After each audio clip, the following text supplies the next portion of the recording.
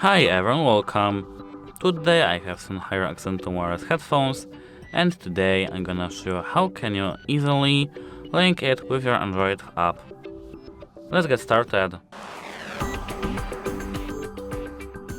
First we have to power up our device with this button over there.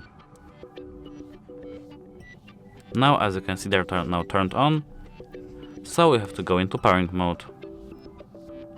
To go into pairing mode we have to hold this button for 5 seconds at least.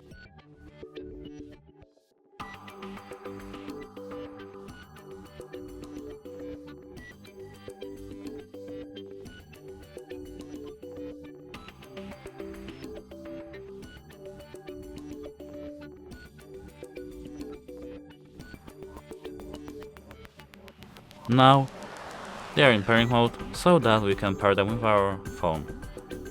First we have to go into Bluetooth and click pair new device. Now we have to pair our device with our phone. Now they're connected. Now we have to open our Smart Control app and click Start. Now we have to click Maybe Later. Now we can click Next, Next, that's all.